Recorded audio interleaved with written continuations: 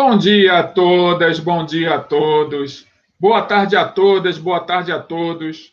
Boa noite a todas, boa noite a todos. É com muita alegria que hoje, mais uma vez, estou aqui juntinho de vocês, reiniciando esse nosso trabalho.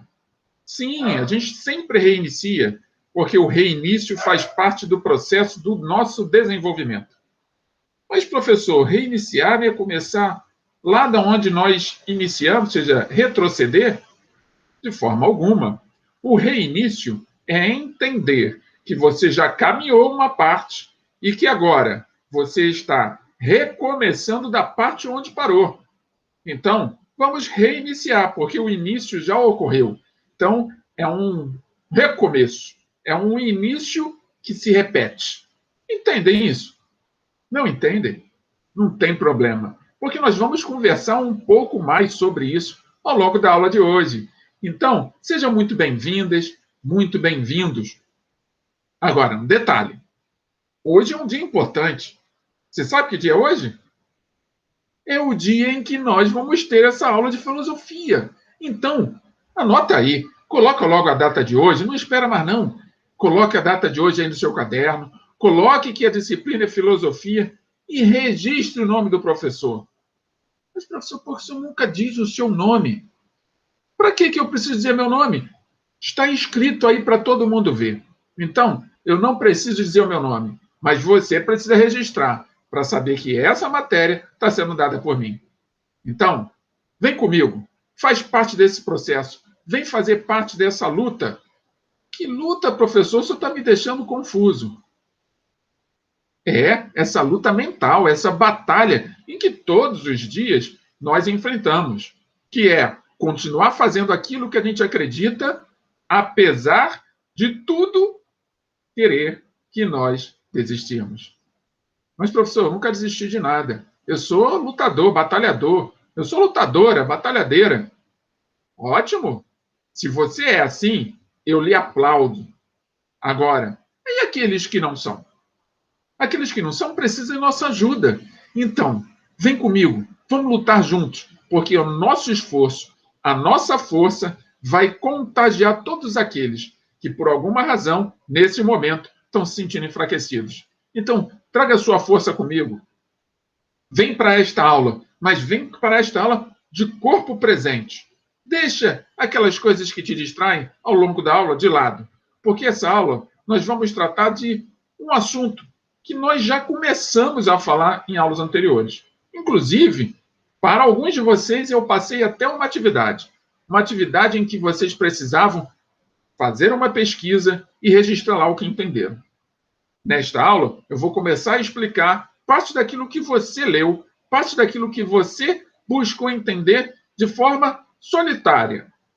Não tão solitária, porque eu estava lá do teu lado, falando e indicando o que você precisava fazer. Mas, de uma certa forma, você precisou ler e interpretar a partir dos conhecimentos que você possuía. Hoje, nós vamos falar um pouco mais sobre isso que você pesquisou. E a temática da aula de hoje já está aí, para que vocês possam ver. Escolástica. Nome um tanto quanto parecido com algo que você conhece, não é verdade? Ah, já que você conhece, então deixa eu lembrá-los de algo que vocês conhecem também. Água. Água é importante. Precisamos nos hidratar. Então, já está com a sua aguinha aí do lado, já está com todo o material, já está sentado, sentada confortavelmente. Então, vamos já aprender um pouco mais sobre essa escolástica, que é uma doutrina filosófica que há muitos séculos atrás estava vamos dizer assim, emergindo da filosofia a partir de alguns filósofos muito específicos dentro de uma característica de uma realidade em que o mundo não era esse mundo que nós conhecemos hoje. Agora, o que lembra a palavra escolástica? Muito bem, você acertou. Escolástica lembra escola. E, de fato, sim, escolástica surge da ideia, melhor, a escola surge da ideia da escolástica. Quando passaram a reunir pessoas jovens para receberem um conjunto de informações de outras pessoas que as detinham. Então, isso aconteceu lá no século XII, na Europa, onde as primeiras escolas surgiram. Vocês vejam, hoje nós estamos no século XXI. Quantos séculos depois já se passaram?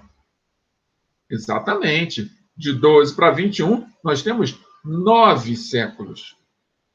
Acontece que, nesses 9 séculos, ou seja, quase 1000 anos de história, esses 9 séculos, esses 900 anos, muita coisa mudou da escola que se iniciou.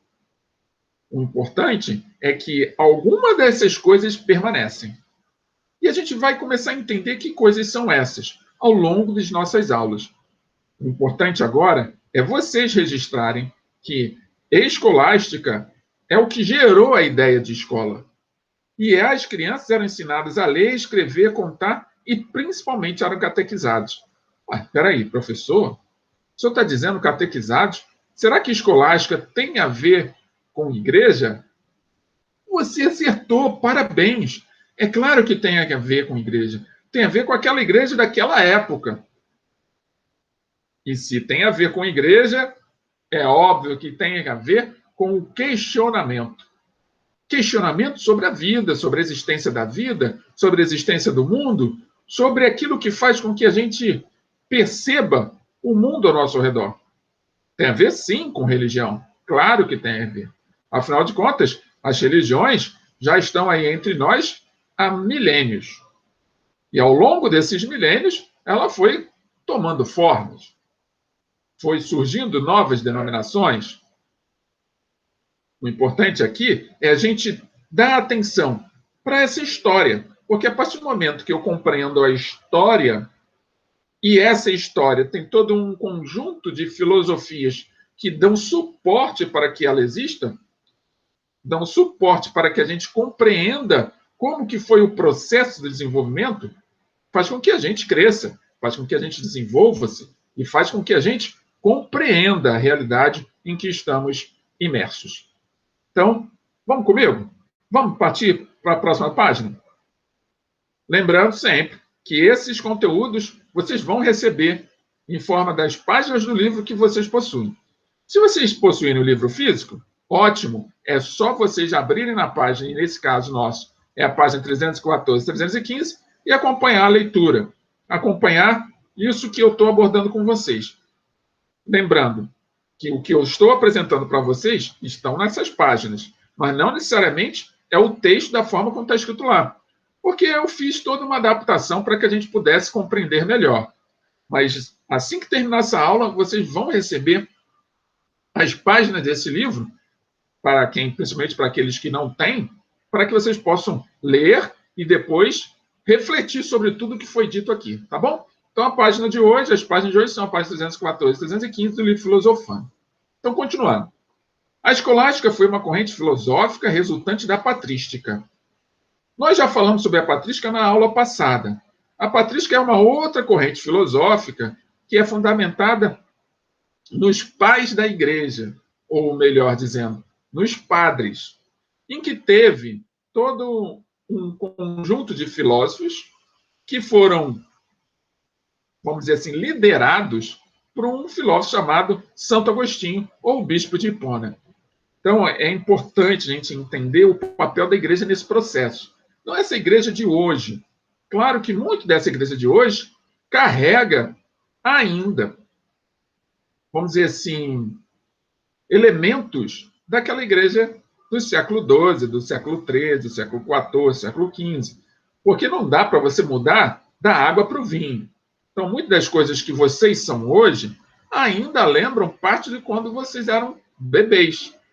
Mas como assim, professor? Sim, porque a gente, ao longo do tempo, a gente vai aprendendo, vai se desenvolvendo, a gente vai amadurecendo, a gente vai evoluindo moralmente.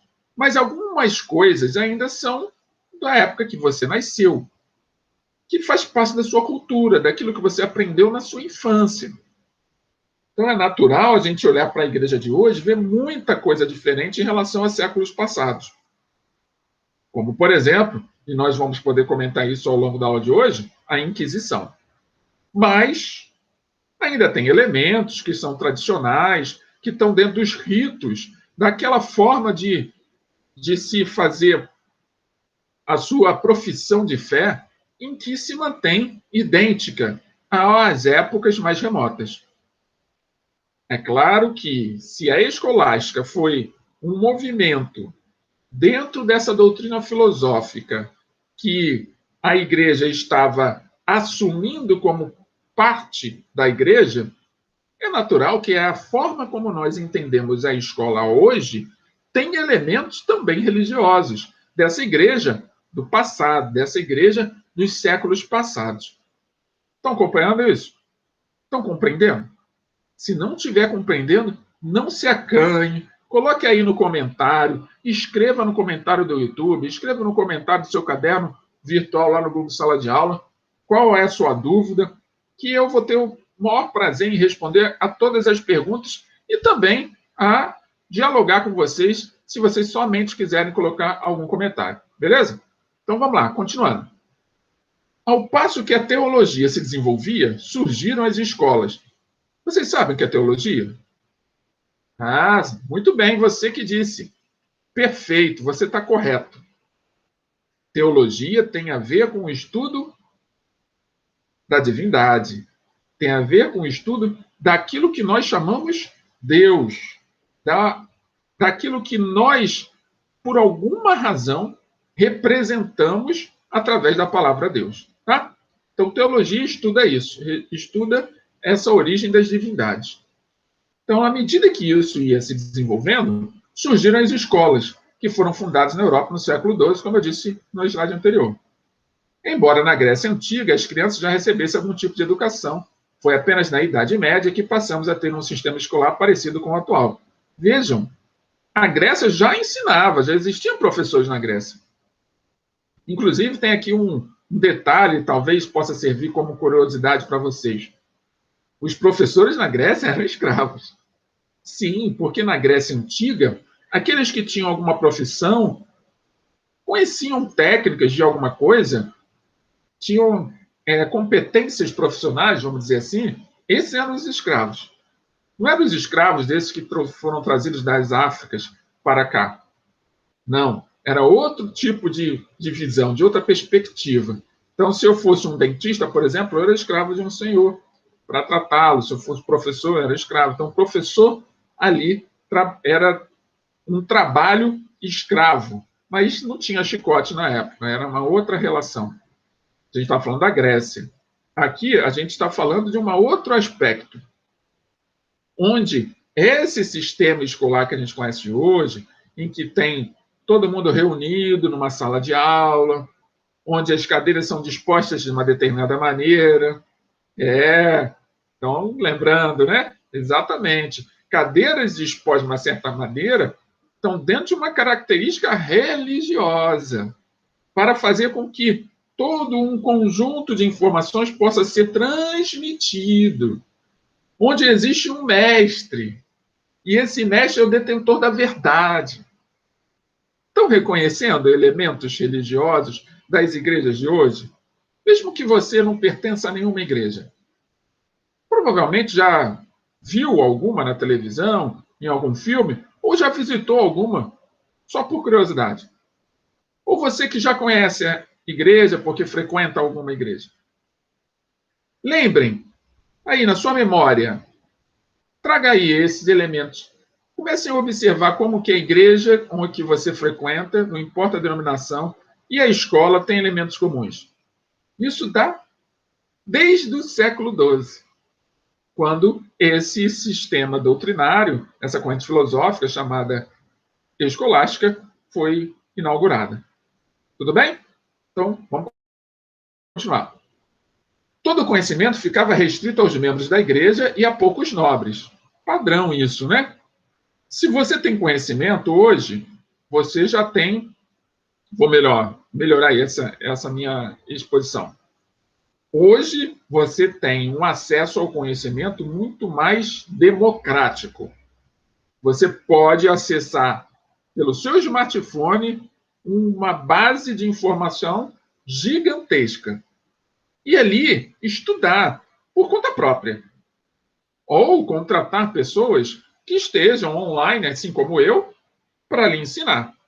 Ou para compartilhar alguma experiência, como, por exemplo, os milhares de vídeos de YouTube em que você pode aprender, de repente, a fazer um prato de comida, a fazer uma construção na sua casa, a consertar um equipamento eletrônico, a consertar, de repente, uma máquina.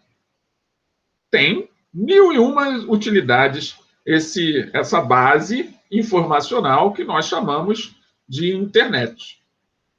Excelente. Lembrando que no século XII a internet não existia.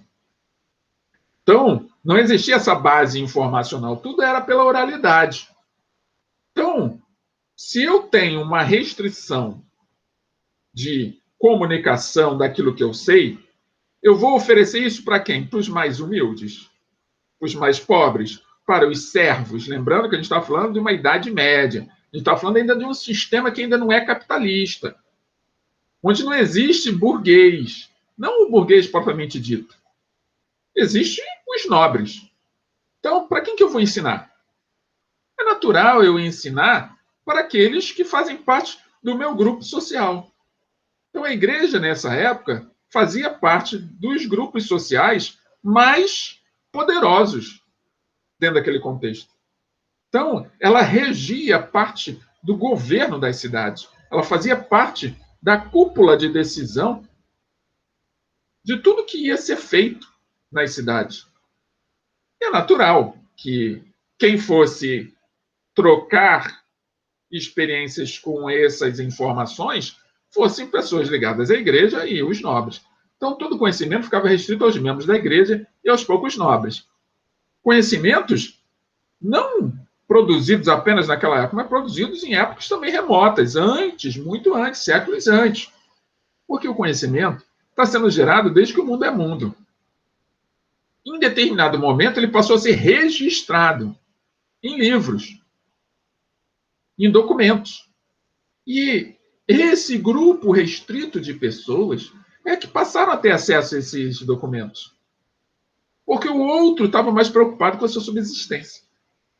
Então, foi aí, nessas escolas, que a filosofia escolástica foi introduzida.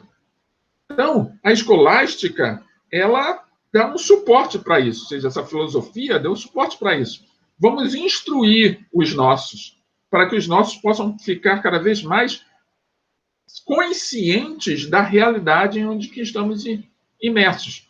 E quanto maior a consciência dos nobres e das pessoas ligadas ao clero, ou das pessoas ligadas à igreja, maior seria o poder e o domínio sobre os outros. Compreendem isso? Excelente. Então, recorrendo à base proposta pela patrística, que é aquele sistema filosófico ligado exclusivamente aos padres, foi... Desculpem, gente, engasguei. Foi criada uma corrente filosófica dedicada à pesquisa e à reflexão. Um viés mais especulativo, que deixou de lado, em parte, a teologia em favor de uma filosofia cristã. Vejam só, a teologia começa a dar espaço para a filosofia. A teologia só estudava a divindade. Agora surge uma forma de conhecer o mundo e a realidade do mundo, o universo, a existência da vida, sob o aspecto filosófico. Só que já existe um elemento novo nessa filosofia, que não é mais aquela filosofia grega de Sócrates, Platão e Aristóteles. É uma filosofia que tem um novo ícone, que é o Cristo. Então, esse Cristo se reúne com essa filosofia antiga a partir da escolástica. Compreendem? É claro que na patrística os padres já tinham feito isso. Mas nós vamos perceber aqui que com a escolástica, os filósofos, ou melhor, o filósofo, a base filosófica que foi utilizada é uma. A base filosófica grega que foi utilizada é uma. E na patrística, a base filosófica é outra. Mas ambas vão beber nas fontes da filosofia grega e trazer para o interior da igreja uma visão de mundo filosófica. Até aí, tudo bem? Lembrem-se, vocês podem comentar à vontade, tá bom?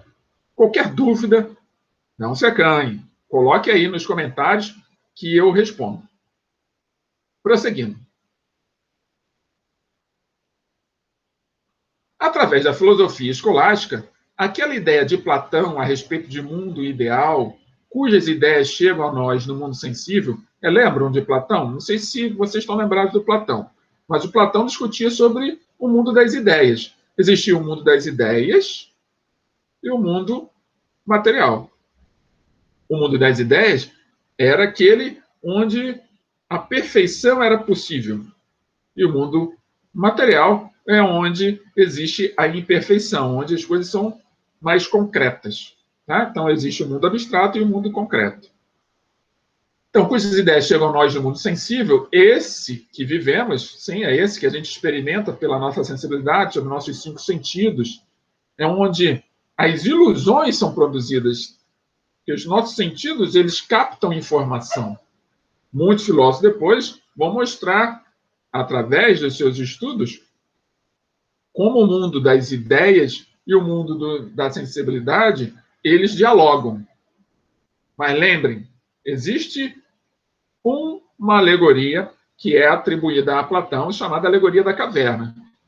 Já leram sobre a Alegoria da Caverna? Eu não vou me aprofundar aqui na Alegoria da Caverna, mas aí eu desafio vocês. Pesquisem sobre a Alegoria da Caverna, de Platão. E comentem aí sobre a Alegoria da Caverna. Eu vou ficar muito feliz em ver vocês investigando um pouco mais sobre aquilo que a gente comenta aqui na aula. Então, comente aí, Alegoria da Caverna de Platão. E aí a gente pode bater um papo e dialogar, mesmo estando à distância. Porque lembrem, apesar de estarmos separados, estamos juntos. Juntos. Ao mesmo tempo que eu estou falando aqui, você está me ouvindo. E isso faz com que a gente se reúna. Será que Platão não teria uma razão? Porque esse é um mundo sensorial. Eu estou falando com vocês, a gente não está fisicamente reunidos, mas virtualmente estamos reunidos.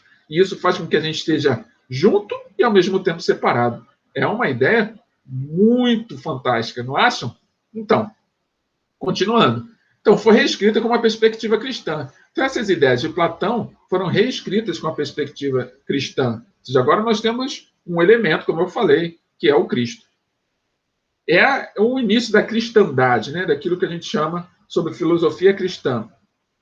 Deus imprime na alma as ideias eternas, as ideias de Platão, que são as ideias divinas. Então, aquilo que vem do mundo, né? Das ideias, que para Platão era produzido pela razão, com a filosofia de Platão agregada à filosofia, ao cristianismo, há uma mistura. E aí essas ideias que vêm do alto agora são ideias divinas, não da razão. Ficou claro? Então, é como se fosse uma impressão digital, né? Deus colocando dentro da tua cabeça e as suas ideias são pura intuição e inspirações. Conseguem compreender isso? Ótimo, adoro quando vocês falam assim, consigo, professor, porque a gente ganha uma energia nova, porque parece que algo emerge, né? Um despertar. E esse despertar precisa ser valorizado. Então, parabéns, você que conseguiu compreender. Mas você que não conseguiu compreender, também não tem problema, não. Porque o despertar ele vem para todos. E isso que é maravilhoso. O despertar vem para todos, não importa o momento. Tá bom?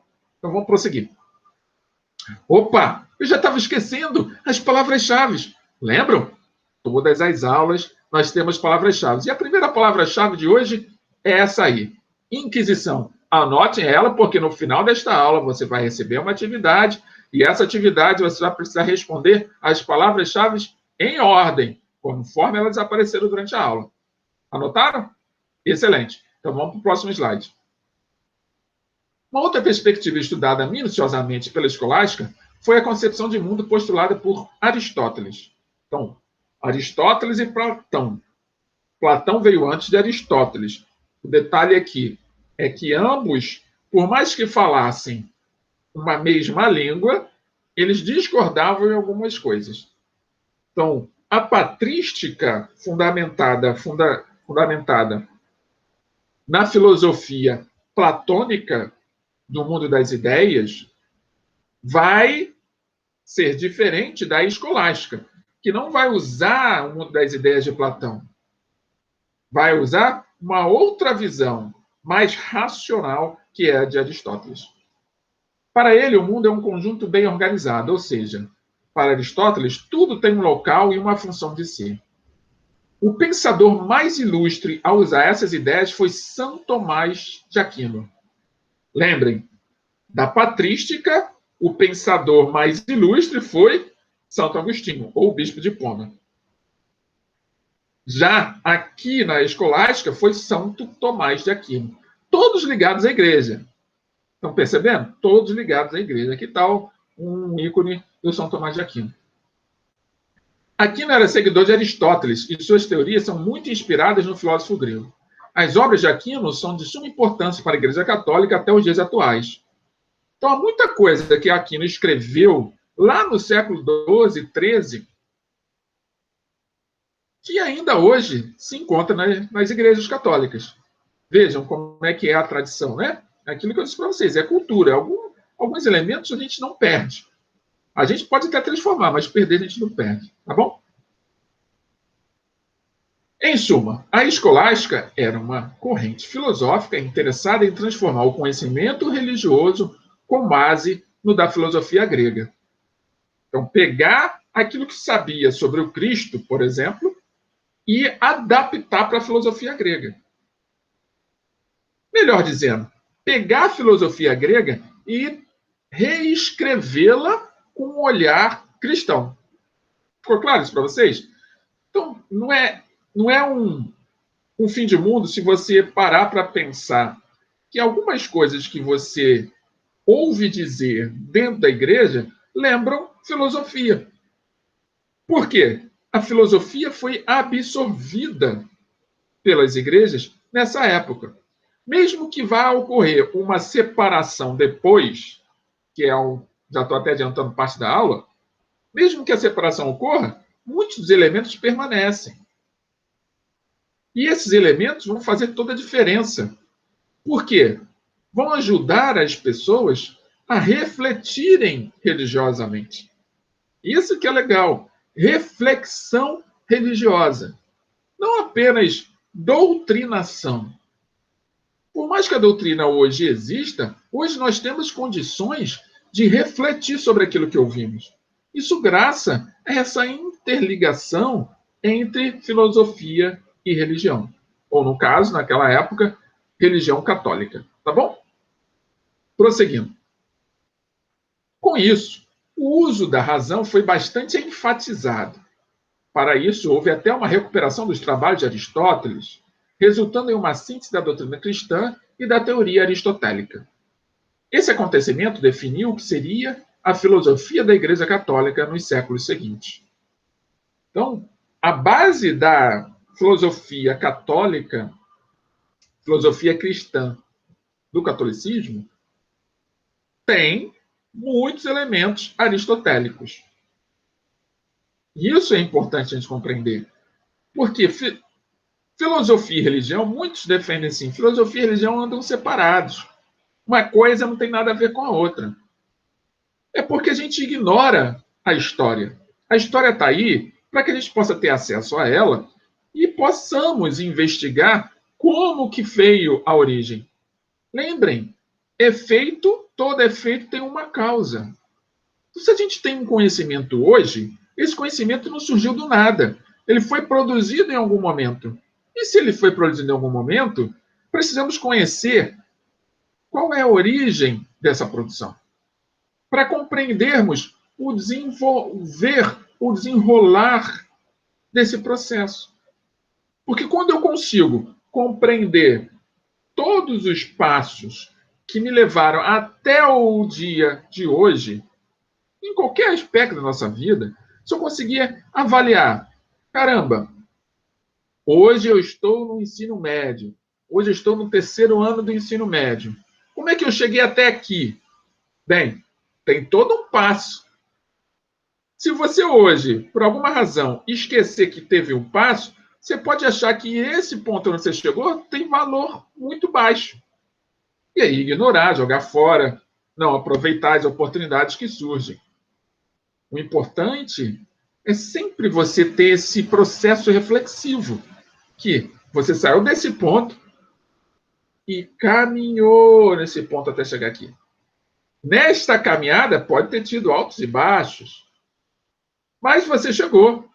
E esses altos e baixos fazem parte do processo de amadurecimento e crescimento de cada um de nós. Então, se você reconhece os seus altos e baixos, mas os reconhece com um olhar para a origem, você vai perceber o quanto que você já cresceu e o quanto que você aprendeu ao longo do tempo. E todo esse aprendizado não foi à toa. Todo esse aprendizado não foi desnecessário. Todo esse aprendizado tem um propósito. Agora que você chegou aqui, você precisa continuar. E aí, se você olha para a causa, o que veio antes, você pode, ao estar aqui, olhar para adiante e enxergar para onde que você está indo. É como se você estivesse atirando uma flecha e acompanhasse toda a trajetória desta flecha. Em algum momento ela vai atingir o alvo. Mas pode ser que bata um vento e desvie a flecha para lá, ou desvie a flecha para cá, ou ela comece a cair. E se você está consciente do que fez você chegar até aqui, você já tem elementos suficientes para perceber que se a flecha estiver caindo, você pode ir lá e resgatar a flecha e atirá-la de novo, até alcançar o seu objetivo. Ficou claro isso para vocês? Então, toda essa filosofia que hoje nós discutimos, ela já foi desenvolvida há séculos. Só que ao longo dos séculos ela foi sendo amadurecida. Muitas das reflexões que nós fazemos hoje só é possível porque alguém já fez algum tipo de reflexão lá atrás. Ficou claro isso para vocês? Trouxe luz à mente de vocês? Excelente. Então, vamos segurar essa luz aí, mantenha ela concentrada e vamos adiante. Segunda palavra-chave, fé. Anote aí a sua segunda palavra-chave. Lembrando que a primeira palavra-chave foi Inquisição. Segunda palavra-chave, fé. Prosseguindo. As 5 vias, prova da existência de Deus. As 5 vias, como está escrito aí, foi um método que São Tomás de Aquino desenvolveu para provar a existência de Deus a partir da razão. Interessante, né? A gente também fala muito que fé e razão não tem a ver. Não tem como. Ou você tem fé ou você tem razão. Muito pelo contrário. Existe o que a gente chama de fé raciocinada. E a filosofia de séculos passados, ao se integrarem à religião nesta época, nos prova isso. A fé ela precisa ser raciocinada.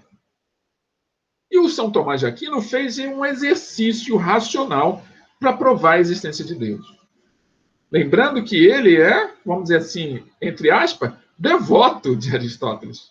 É um seguidor de Aristóteles. Se tivesse na nossa época hoje, ele estava curtindo tudo que Aristóteles postasse no Facebook, no Twitter, no YouTube. Estava lá curtindo. São Tomás de Aquino, seguidor de Aristóteles. E Aristóteles tinha todo um trabalho desenvolvido para o aspecto da razão. O mundo dos sentidos está mais associado a Platão. Platão acreditava que era possível nós absorvermos conhecimento pelo mundo dos sentidos. E Platão não estava errado. Platão tem muita coisa que ainda pode ser experimentada até hoje. De fato, olha só, eu estou aqui falando, vocês estão ouvindo. Nós não estamos fisicamente próximos, mas estamos muito próximos virtualmente. Você pode estar com o seu smartphone pertinho de você. Olha como é que nós estamos tão próximos. Ele está na tua mão. Agora, Como é que você está ouvindo? Com fone de ouvido? Ou está aberto o som? Não importa, você está usando um dos seus sentidos. E a partir desses sentidos, você está absorvendo um conjunto de informações que vai te dar algum significado, ou seja, vai produzir algum sentido para você, em que você vai se identificar. E a partir do momento que você se identificar com qualquer coisa que eu diga, não importa o que seja, você vai dar um passo adiante no seu crescimento, no seu amadurecimento moral, porque você vai aprender algo novo. E esta aprendizagem é como se fosse um upgrade num sistema de informática. E esse upgrade vai lhe permitir dar novos passos, porque sem ele você não conseguiria compreender o que vai vir depois. Compreendem isso? Então, todo o processo de desenvolvimento da fé, da religião, foi possível, se tornou possível por causa das reflexões, por causa dos raciocínios. Então, o São Tomás de Aquino tem uma marca importantíssima na filosofia e na religião católica, porque ele permite que nós não encontremos Deus apenas nas nossas intuições e inspirações, mas que a gente possa encontrar Deus também através de explicações científicas. Claro que ainda não era ciência que São Tomás de Aquino estava fazendo, mas já eram formas metodológicas que no futuro de Aquino, serão utilizadas. São as metodologias através do raciocínio, através da produção intelectual, também são vistas como possibilidades científicas, não apenas através de experiências práticas. Eu posso chegar a conclusões através da lógica. E São Tomás de Aquino fez isso. E ele chamou isso de 5 vias.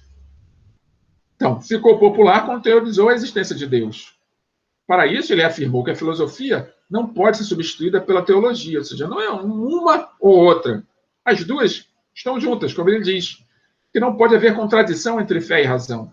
A partir desses pontos principais, Aquino provou a existência de Deus por meio de 5 vias. A primeira via, o motor imóvel. A primeira via de Aquino supunha a existência do movimento no cosmos. Todavia, as coisas não se movem sozinhas. Ora, as coisas ou são movidas ou movem outras coisas. Logo, é fútil buscarmos uma causa primeira, pois não explicamos o movimento se não encontrarmos um primeiro motor que move todos os outros. Vejam, estou com sede nesse momento. Vem a água. Vem a água. Vem a água. Vem a água. Ó, veio.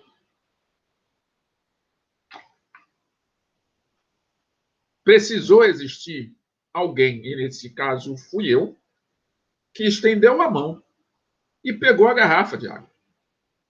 Melhor, garrafa com água, né? Para que eu pudesse ingeri-la. Então, todas as coisas ou são movidas ou movem outras coisas. Existe sempre uma força, que é a força motriz, que faz um movimento. Ó, eu estou para frente, para trás. Estou circulando. Todo um conjunto de informações está sendo transmitida nesse momento. Como é que ele está circulando até vocês? Como é que eu estou sendo digitalizado? Então, existe toda aí uma programação que está dando um impulso, que está transformando um corpo físico em dados. Está transmutando. Isso é alquimia. Ninguém para pensar nisso. O sistema de computação hoje é por alquimia. Aquela forma de produzir ouro, como muita gente diz, a partir de outras substâncias. Mas também aqueles que encontraram novos elementos na natureza a partir de suas experiências. Então, o sistema de computação ele tem elementos alquimistas envolvidos. Porque ele pega essa matéria que é sólida e transforma em dados que não são sólidos. Já pararam para pensar nisso? Comente aí, o que vocês acham disso? A informática é alquimia? É um dos exemplos da alquimia? Comente, quero saber do que vocês pensam. Mas vamos prosseguir? Essa é a primeira via, o motor imóvel. Segunda via para Aquino. A prima causa eficiente. A segunda via vai completar a primeira, alegando os efeitos do tal motor imóvel. Ao observar o movimento, temos a percepção da causa e efeito. Ó, causa, estou com sede. Efeito, peguei a garrafa, ingeri o líquido que estava dentro da garrafa. Causa e efeito. Assim sendo, não existe efeito sem causa, e vice-versa. Isto posto, é impossível chegar a uma causa eficiente que dê início ao movimento das coisas. Bem, se eu for regredindo, eu não consigo chegar a uma causa que seja eficiente, que explique a origem de todas as coisas. Aí tá. Tá aí o processo. Olha o raciocínio trabalhando. Como é que vai ser isso? Eu já passei pela primeira causa, a primeira via, segunda via. Vamos para a terceira via. O ser necessário e os seres possíveis. A terceira via é uma indagação. Ou seja, eu comecei a me questionar sobre o ser que é e o ser que não é. Aqui não dizia que para o ser existir, ele primeiro precisou não ser. Isto é, não existir. Compreendem? Se algo existe agora, vou pegar aqui a minha caneta. Essa caneta. Antes de ser caneta, o que ela foi? Ela não era caneta. É caneta, não é caneta. É caneta, não é caneta. E isso faz com que nós compreendamos que nada vem do nada. Certo? Portanto, é necessário algo que dê existência ao ser. Ou seja, é necessário um elemento que fundamente sua existência. No caso da caneta, existem muitas matérias-primas para a caneta existir. Mas antes das matérias-primas existirem, o que elas eram? Não matéria. Ser matéria e não ser matéria. Que nem o lápis. Isso serve para qualquer coisa. O ser e o não ser. Mas aqui não continua. Essa foi a terceira via. Quarta via. Os graus de perfeição. A quarta via é uma reflexão acerca da perfeição. Segundo Aquino, como no mundo as coisas têm diferentes graus de perfeição, há de existir um grau máximo, quiçá um ser máximo. Os graus de perfeição têm como teto esse grau máximo que é o verdadeiro ser. Eu sou imperfeito. Vocês são imperfeitos. A caneta é imperfeita. O lápis é imperfeito. A garrafa com água é imperfeita.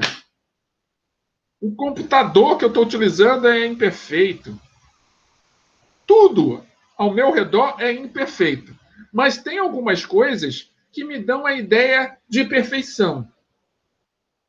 Vamos dar um exemplo. Essa imagem que eu deixei para vocês. Quando eu olho para essa imagem, parece uma fotografia que foi desenhada por alguém. Não é? De fato, é uma fotografia. Agora, quem é o desenhista? Tem um grau de perfeição. Agora, eu consigo atingir o grau máximo dessa perfeição? Porque esse artista, ele conhece coisas que eu não conheço. Então, o tempo todo que eu ficar pensando na perfeição, eu posso me aproximar da perfeição, mas não vou saber como é que é ser perfeito. Então, existe algo ou alguém que está no patamar máximo dessa história. Está no limite máximo da perfeição, que eu mentalmente não consigo alcançar. Mas eu tenho elementos dessa perfeição. Vamos pegar um desses elementos.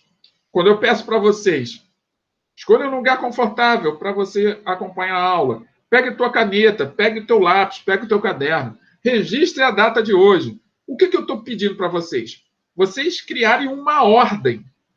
Vocês ordenarem este momento para que tudo flua.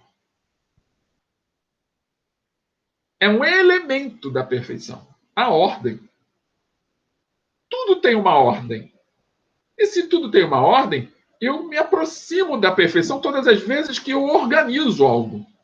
Mas por mais organizado que eu seja, eu não sou perfeito. Sempre vai ter alguma coisa, ou alguém que vai falar assim, por que você não colocou isso aqui naquilo ali? E talvez você observe, pô, ia ficar realmente melhor. Aí você aperfeiçoa. Você sempre tem algo a mais que você pode aperfeiçoar. Sempre. E essa é a ideia da perfeição máxima. Eu não sei como é que é.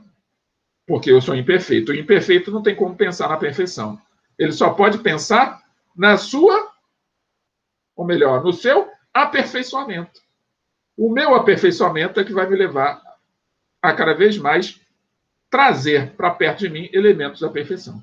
E aí, Aquino fala da quinta via, o governo supremo. A quinta e última via indaga a respeito da finalidade das coisas. Aquino argumenta a respeito da existência de um arquiteto inteligente, gerenciador do cosmos. Se no mundo há ordem, então é necessário que alguém ou algo coordene e dê finalidade a todas as coisas. Quem seria esse alguém? Parabéns, você que respondeu, Deus. Esse ser supremo. Que a gente, para simplificar, demos a palavra Deus para simbolizar. Mas que não necessariamente é essa palavra que dê todo o significado, porque até a palavra é imperfeita, porque ela foi criada por nós. Entende? Mas é o mais perto da perfeição que a gente chega, é quando a gente fala Deus. Ficou claro? Excelente. Terceira palavra-chave, razão. Anotem aí, então, as 3 palavras-chave, vou repetir para vocês. Primeira palavra-chave, inquisição. Segunda palavra-chave, fé. Terceira palavra-chave, razão. Anotaram em ordem?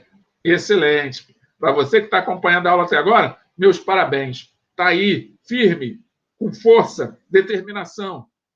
Nós precisamos dessa força, dessa determinação, para que a gente possa ir adiante. Guardem bem isso. É importantíssimo se manter firme no seu propósito. Enfim, chegando já ao final da nossa aula, São Tomás de Aquino foi o filósofo mais importante da escolástica. Seu diferencial foi provar a existência de Deus a partir das coisas que nós podemos perceber acerca do mundo, e não antes de nossa experiência. Precisamos viver as experiências e ir aprendendo cada vez mais com essas experiências. Segundo o tomismo, é como era chamado essa filosofia de São Tomás de Aquino, as pessoas podem conhecer o mundo sem a obrigação da intervenção de Deus. Podemos aprender o mundo por meio dos nossos sentidos. Sim, porque eu posso raciocinar, eu posso refletir, eu posso observar, coletar informações ao meu respeito, que é mais ou menos o que vai dar a fundamentação para o desenvolvimento do método científico, que vai vir em épocas futuras. Para ele, as pessoas são como a água, não podem se aquecer sozinhas. Todavia, quando é exposta ao fogo, a água esquenta. Da mesma forma, são as pessoas que, quando expostas às coisas feitas para serem conhecidas pelos sentidos, são capazes de conhecê-las. Então, através das nossas experiências, eu cresço, eu me desenvolvo, eu amadureço. Por mais que a experiência possa ser desagradável, ela tem um papel na nossa vida. Ela me ajuda, ajuda vocês, ajuda todos nós a nos desenvolvermos e a ficarmos cada vez mais perto disso que nós chamamos de Deus, tá?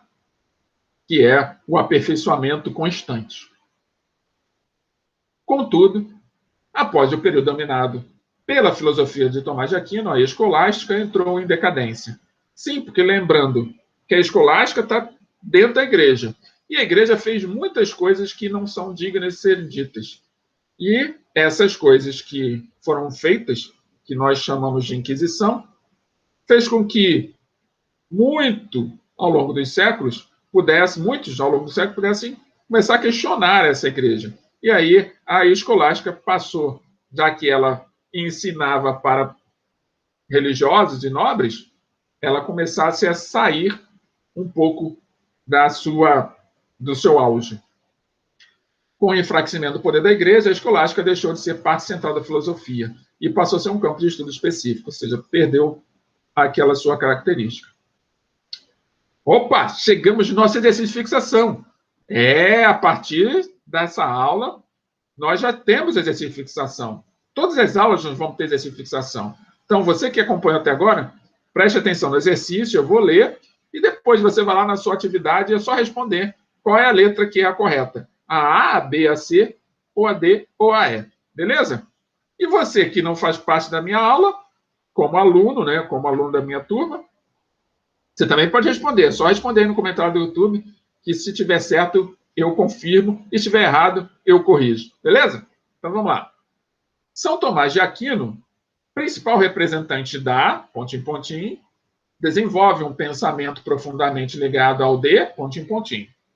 Seu papel principal foi o de organizar as verdades da religião e de harmonizá-las com a filosofia. Para ele, então, a, pontinho, pontinho, criada por Deus, e a, pontinho, pontinho, revelação de Deus, não podem entrar em, pontinho, pontinho, porque procedem do mesmo princípio. Vocês vão escolher qual dessas opções que se encaixa em cada pontinho, pontinho desses aqui. Ou lacunas, se vocês preferirem. Então, nós temos aqui 5 opções. Primeira opção, letra A.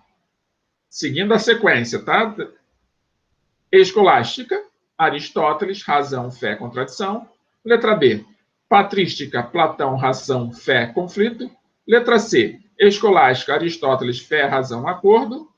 Letra D.